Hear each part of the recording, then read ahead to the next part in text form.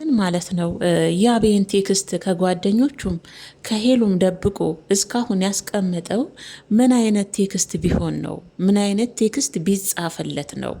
ሲቀጥል ደግሞ ለነ ልሁልም ካሜራው ይዘጋና ላሳያችሁ ሲላቸው ነበር። እንግዲህ ዛሬ አግኝቶ ያብን ያወራው ልጅ ካሜራ ማናቸው ነው አሚ ነው መሰለኝ የሚባለው። እንግዲህ እሱ ዛሬ ያብን አግኝቶት አውርቶት ነበረ። ሄሉ ስላለችበትም ሁኔታ ጉንፋን የሚይዟት ታማለች። በዛ ላይ ደግሞ አንተ ያደረግከው ነገር ልክ አልነበረም በዛን ሰዓት።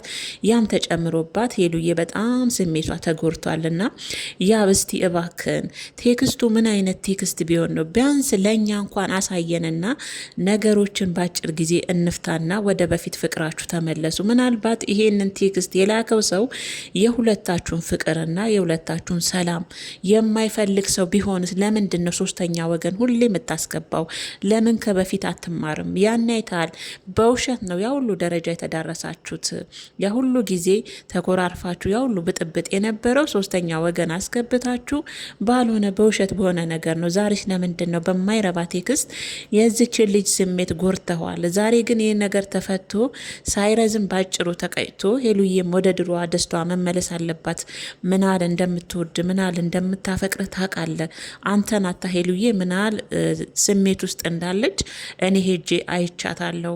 በዛ ላይ ተአሟት፣ በዛ ላይ ያ ስሜት ተጨምሮባት በጣም ደስ የማይል ስሜት ውስጥ ነው ሄሉ እያለችውና እስቲ ያብ እስቲ ተላከልኝ ያልከውን ቴክስት እንየውና ነገሮችን እንፍታው። ቀኑ በጨመረ ቁጥር የሁለታችሁ ነገር ማሉ እየከፋ እየሄደ ማሉ እየሰፋ እየሄደ ሌላ ችግር ይዞ ከሚመጣ እስቲ በአጭሩ ይሄን ነገር እንጨርሰው። ለኔም ማሳየኝ እስቲ። ከኛ መቼም ይደበቅ የለም። ባለፈ ከካሜራ በኋላ አሳያችኋለሁ ብለ ለጓደኞችም ለኔም አላሳየንም በማለት እንግዲህ ይሄ ልጅ ጠይቆት ነበረ። እንደሚመስለኝ ከሆነ የልጅ ብዙ ጊዜ ከካሜራ ጀርባ ይመስለኛል የምናየው። ወነን ያላወቅኩትም አላቅም። አሚ መሰለኝ ስሙ ባለሳሳት ቤተሰቦች ቢለው ያ በፍጹም ቴክስቱን ማሳየት አይፈልግም። ቴክስቱንም ሄዶ ማጣራትም ነገሮችን ማስተካከል የሚፈልገውም ብቻውን ነው።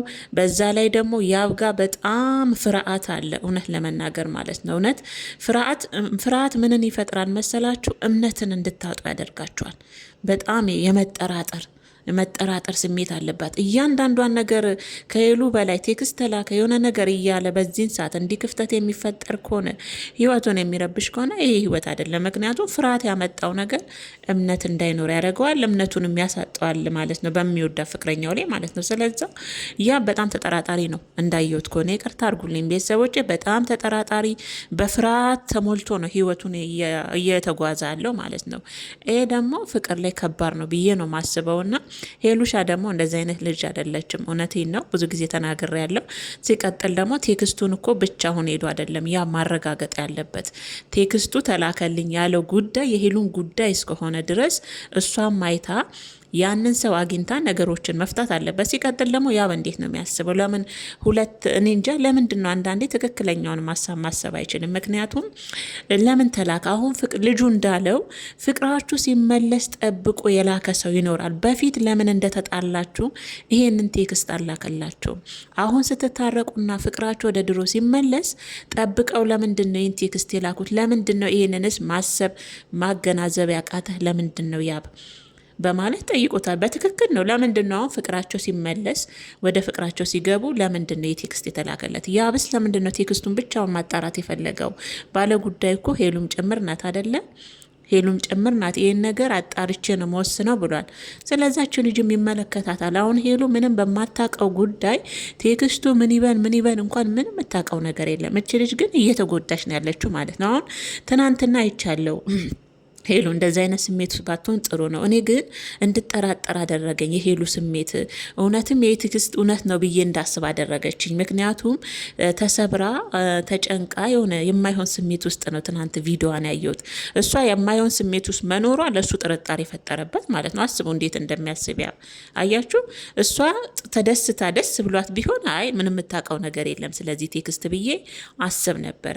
የእሷ መጨነቅና የእሷ እንደዛ ተሰብራ ሳያት ደግሞ ቴክስቱን እንድጠራጠር አደረገኝ። የሆነ ነገር አለ ብዬ እንዳስብ አደረገኝ ነው የሚሉት። አስቡ እንግዲህ እንዴት የሰው ልጅ አስተሳሰብን አስቡ እንግዲህ እውነት እሷ እንደዛ ተጨንቃ ተሰብራ የተቀመጠችው በዛ ድንገት ቀለበት ሊያደርግላት አስቦ ሀሳቡን በመቀየሩ የማይረባ ቴክስት የሚባል ነገር የለም ነው ያለው።